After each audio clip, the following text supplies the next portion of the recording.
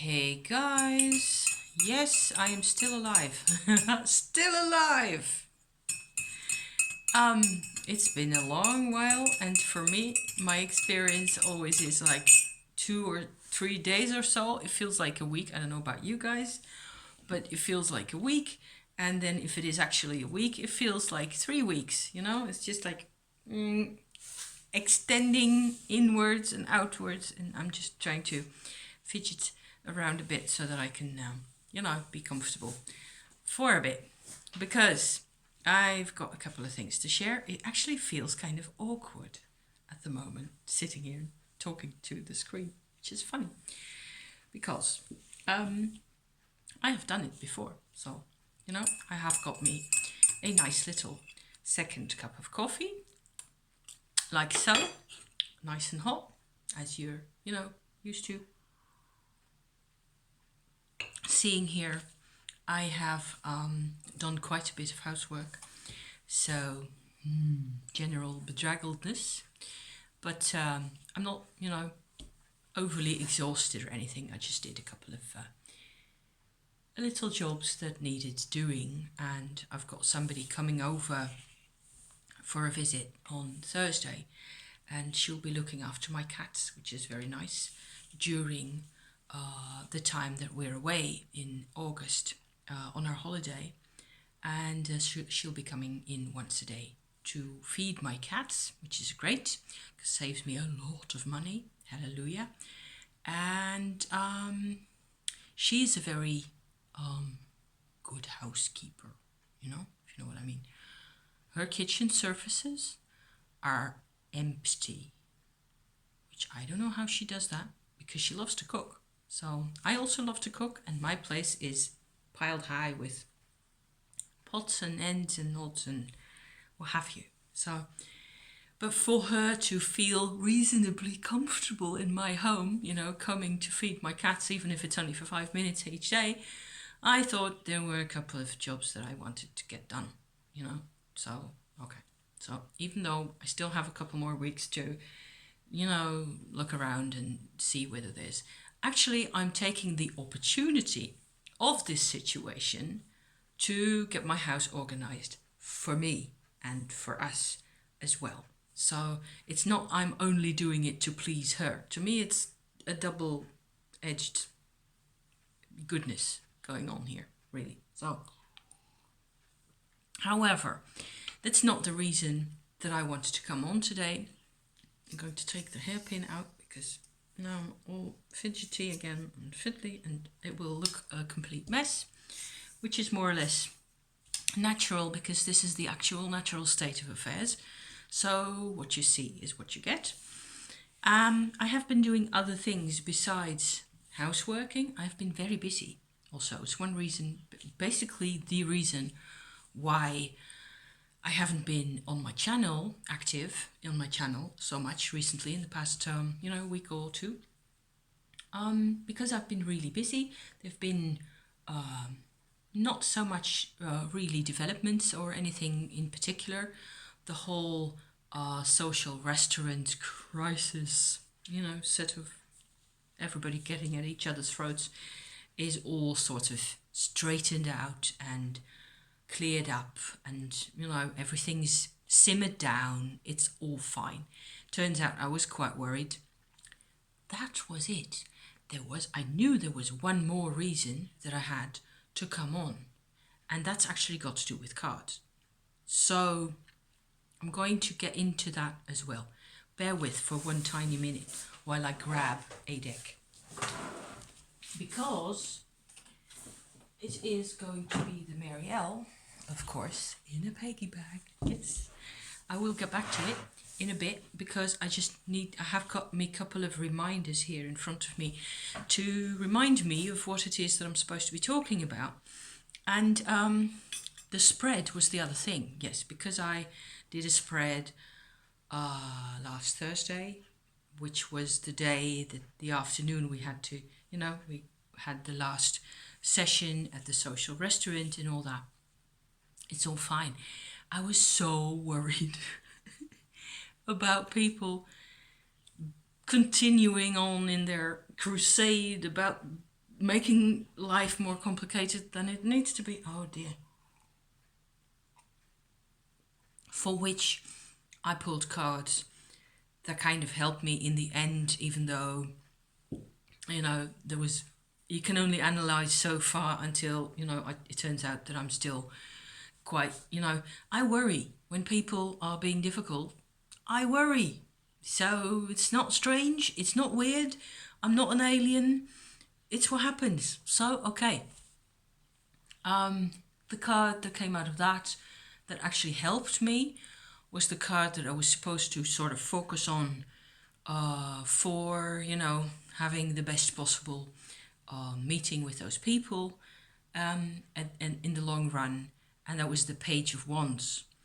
And so I kind of went like, okay, so maybe I just have to be open-minded and just see what happens, and be kind of available, make myself available as if I were, I don't know, a student or a young person again, a page, okay? So that's what I did, and it was fine.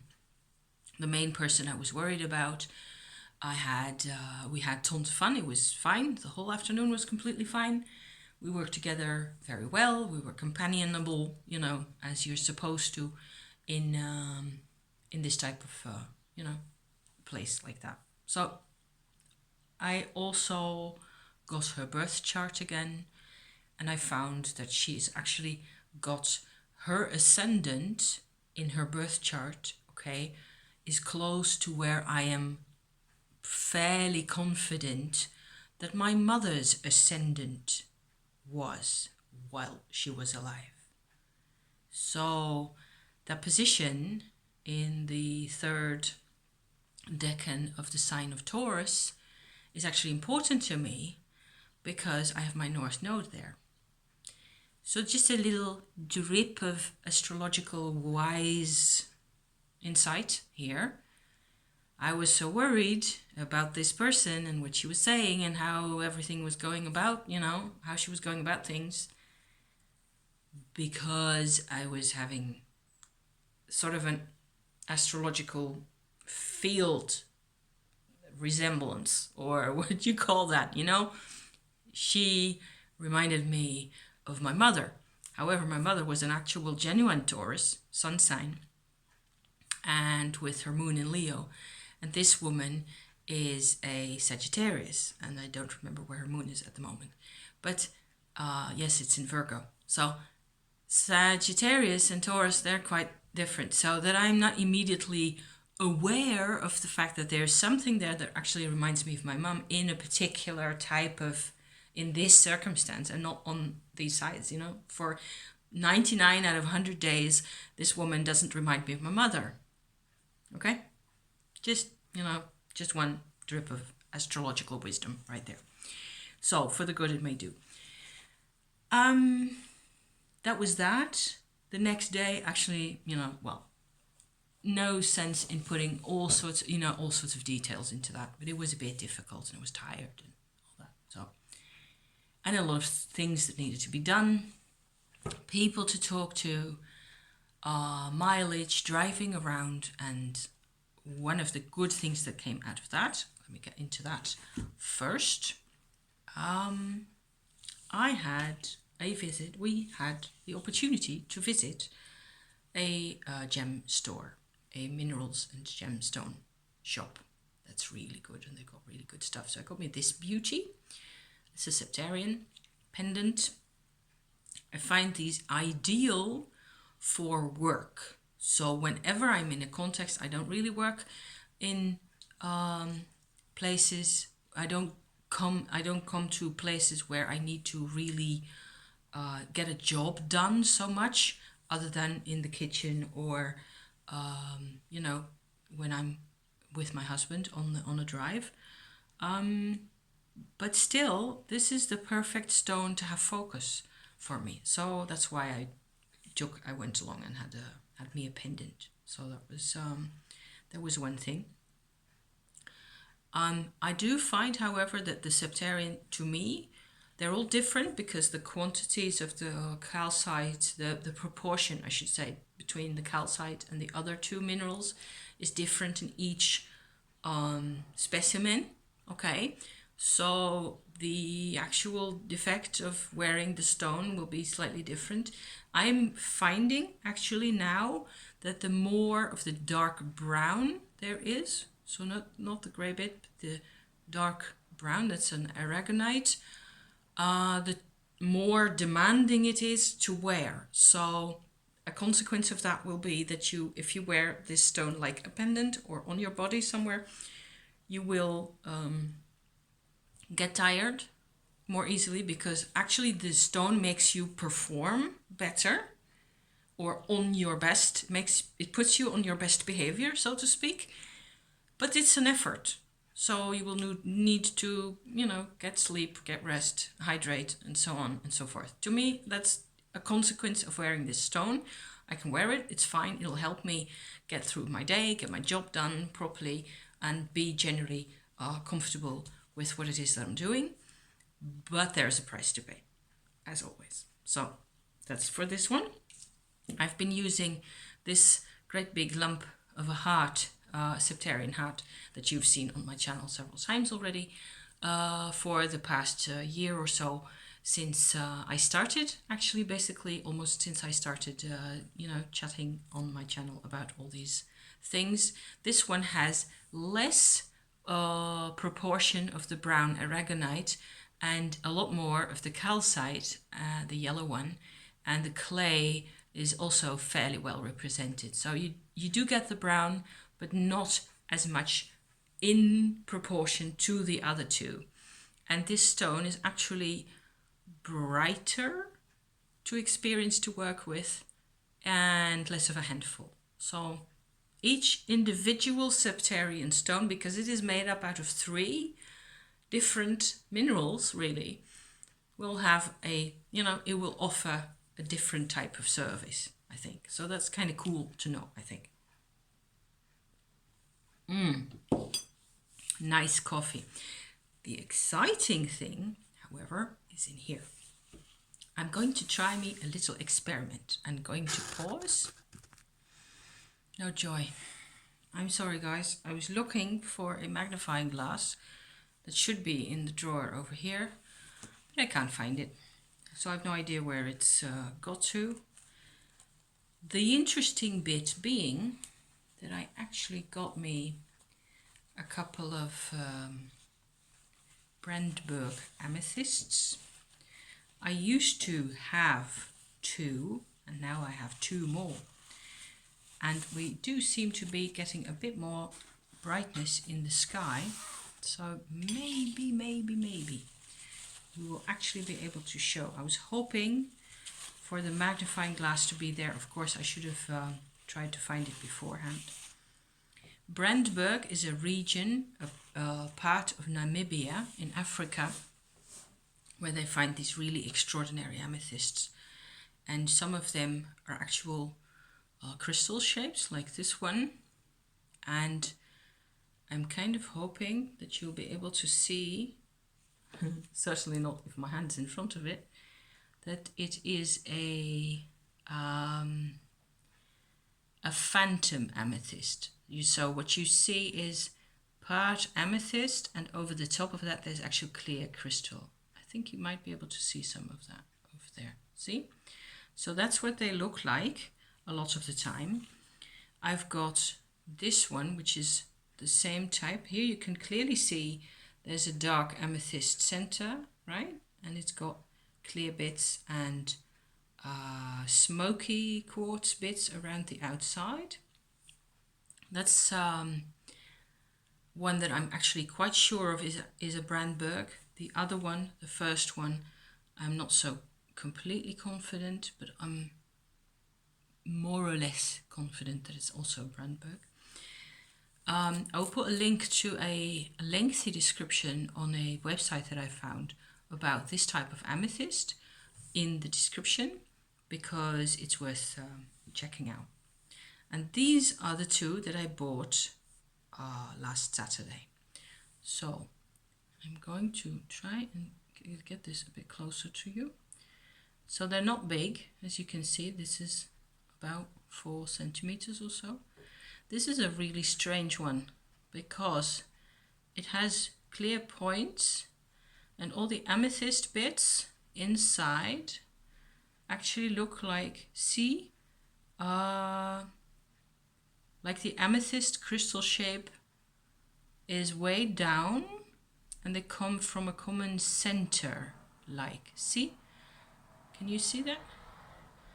I'll turn it around slowly.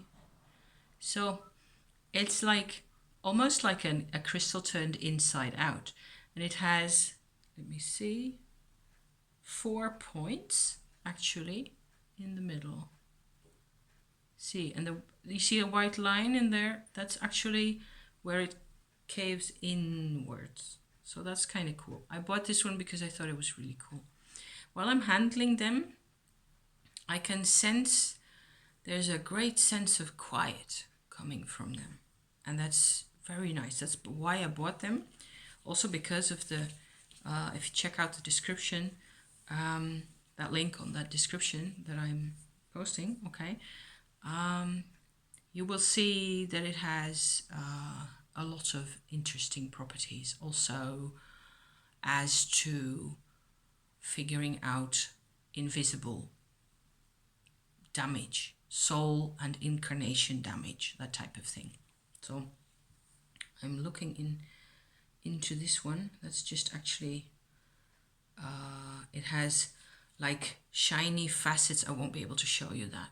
Inside this one with the 4 points, it has like facets inside, or break surfaces inside it, that if you catch the light just right, it will be reflecting, you know, kind of. So you get, it's a very interesting rock. I haven't even had time to look at them properly since Saturday evening. So here goes. Together. Okay. Now this, actually, I'm going to put my glasses back on because then I can kind of see what it looks like on the screen. It won't focus, of course, because my face is in here. So how about I do this, and then I can still see. Can you focus? Well, the interesting bit about this one is that it actually does have water inside it. It's an anhydro. And the moment I held this stone in the shop, it was like my mind went blank immediately. So I knew that I had to take this one home with me. And I haven't even meditated with them or sat with them or any of it. What I was thinking of doing is making like this tiny little amethyst grid for myself with the polished Brandberg amethyst in the middle and the other 3 in like a star pattern, you know, symmetrical pattern around them. So in case you're not familiar with the Brandberg version, I would certainly recommend looking that up. I'm not sure, of course, whether they're for sale where you are, but amethyst is a very friendly stone. I've always liked them a lot. Of course, everybody likes the color in our part of the tube, you know. We're always great fans of purple and violet and all that.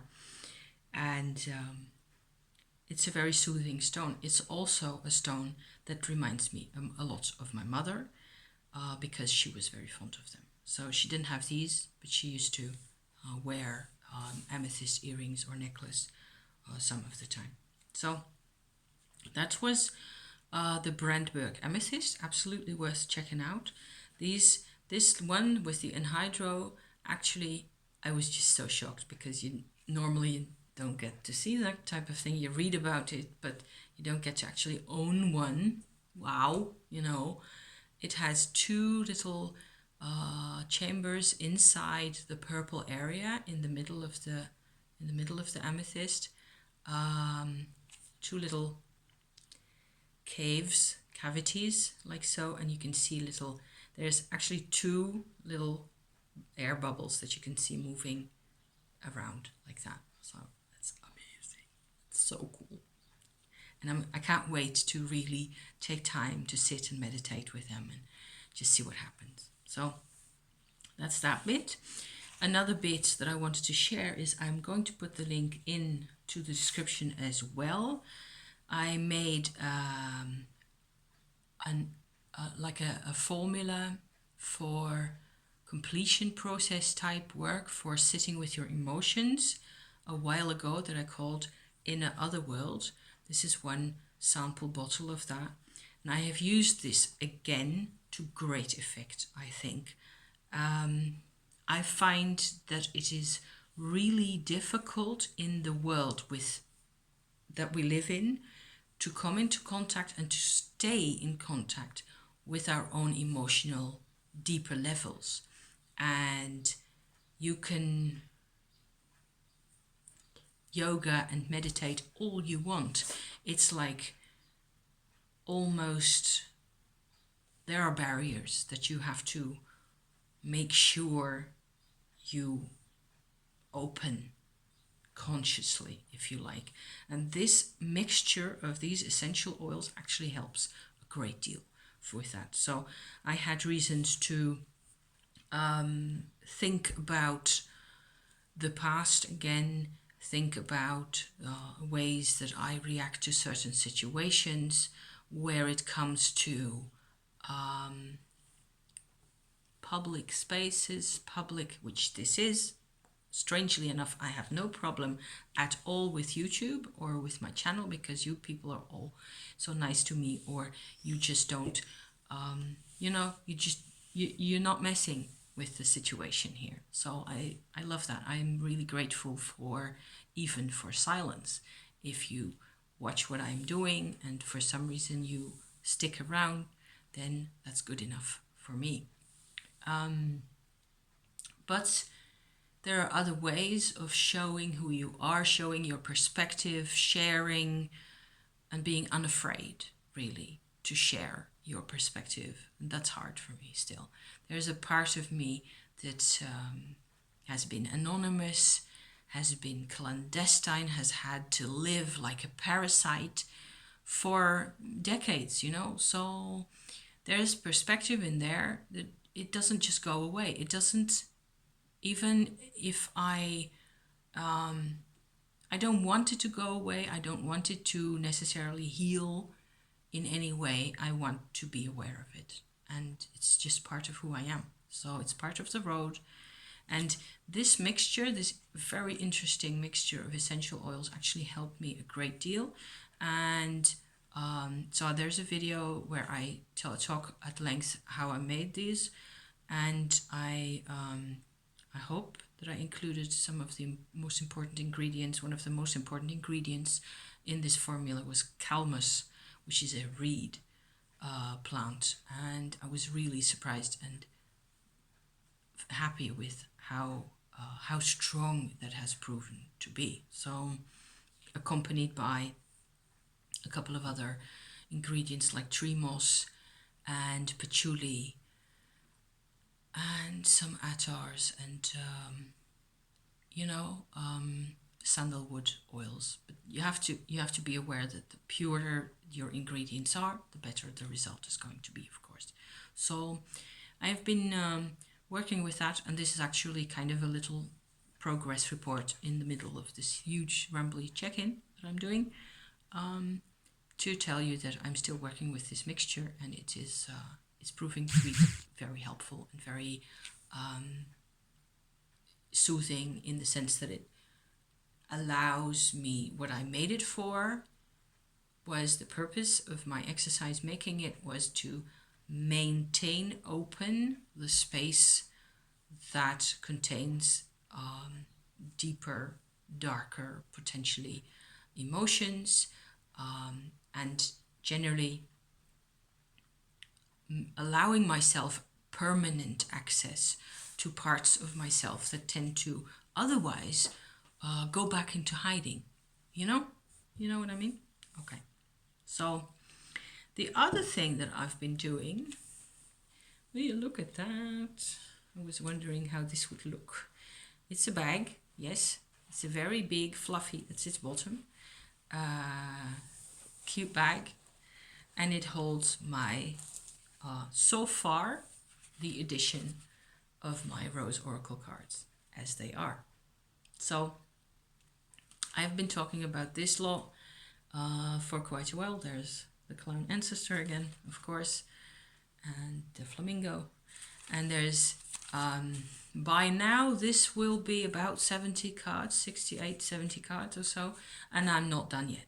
These are the backs, and I've just printed these out and, cut them out, glued them on cardboard and all that, and I'm taking this along on my holiday also to see what I can actually do with this as an oracle deck, because I have no idea. I just keep adding on to this collection of images, and they are quite there. The printer didn't really, always do that great of a job, but I'm not too unhappy with the result, and they're sturdy and a bit flexible, and there's a lot of stuff in here. So I'm really curious to see what that will look like. And of course I needed a container, and I had me some nice fabrics and this gorgeous stuff here. So there will be a cord. I don't have the cord yet, so there will be a cord at some point, and there will be a couple of nice beads hanging onto this, and it'll just nice and cuddle. Yeah, cuddle your own life, because otherwise nobody else will. One more gloop of coffee. So about the spread, okay? Actually, my husband invented it, and I thought it was really clever. And I can't flip the camera around to show you what it looks like, also because I haven't really let it out myself. But we did use the Mary L. Here's the hangman from the Mary L, the old version, okay, old edition. What he basically did was he created his own Celtic Cross. And there were a couple of points to that which I thought were really interesting. So what he did, being rather literal minded in some ways, he visualized a Celtic cross the way a cross looks on an Irish burial site or graveyard. So there'll be a lengthy pole going up, a crossbar and a top bar, okay, and a circle around that. So he actually laid out cards for himself exactly in that shape, and or as close to that shape as you can get. And what it did was it showed in wonderful detail, like the, how shall I call that, the contrast between the emotional experiences that he has had in his life in the past, and the long bar at the bottom, okay, the purpose of his life, the way he perceives it, the way he feels it, going upwards. And this crossbar, actually what happens is he tends to not let himself experience either side, because he's always in the middle, going up and down, somewhere in a state of being pursued, persecuted, having to deal with the past, himself, and the way he experienced things, the way he remembers things, and where it is taking him. So it's kind of one-dimensional, this lengthy bar going up, but there's an emperor in the center in his spread, the cards that he ended up having. In the middle was the emperor.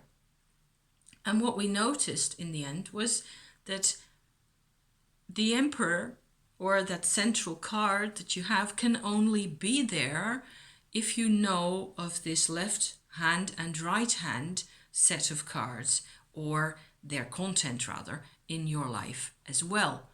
And on the one side of the emperor was the King of Pentacles, on the other was strength card. Okay, I should be able to pick them out from this lot here, but of course I can't because they're all buried. But the cards were excellent, which kind of shows also it's kind of, when the cards are that good, it feeds back into the spread. So you're doubly convinced that the spread is actually a really good idea. Having this lengthy down bar, which contained the tower, by the way, yes. It contained the hanged man that I showed you just now. It had the Ace of Swords at the circle. So this circle was made up of the Ace of Swords on this side, the King of Pent on that side, and the Strength card on that side. And the one at the top, I'm slightly thinking that I don't remember at the moment, but maybe it'll come back to me. I haven't even written it down yet. Oh yes, Three of Cups. That was it.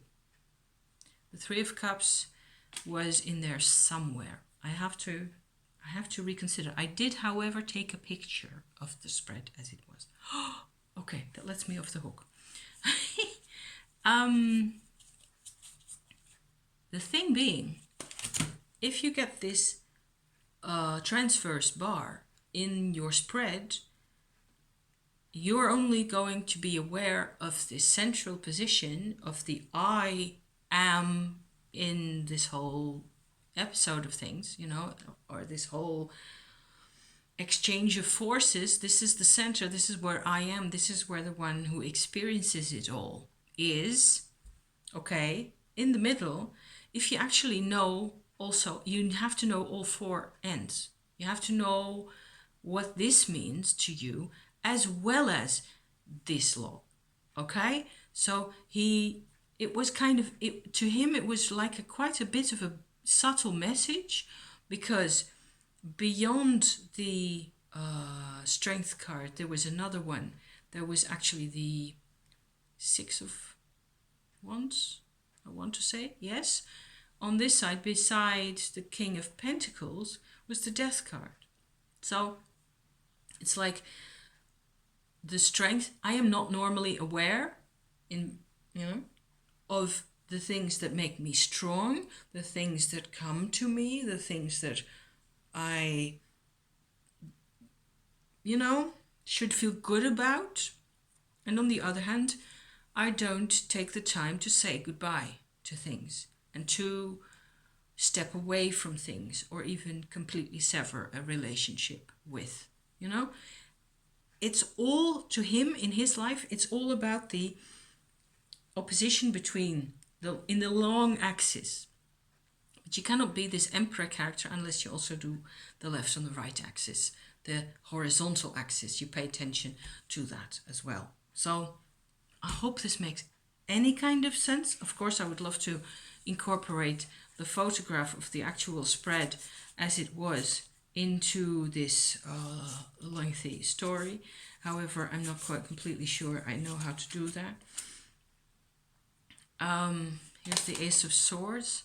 So that was the card that actually was beneath the Emperor, on the long down bar, which held the Tower and the Hanged Man under that. And the Ace of Swords is his way of communicating with the past, really. So what another cool thing about the whole circle and the whole setup was that each of the four suits was represented. So actually there was quite a bit of balance. As soon as you know that I have to pay attention to each of the four sides, each of the four corners of the world. Something like that. Something along those lines. Lots of cards. I think that's it for now. I'll try to incorporate the photograph, but it will be a bit more, it's a bit of a technical challenge for me.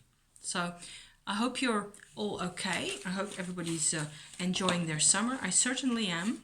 And I've got a lot of, a lot of things to do. Tomorrow, again, another day on the road.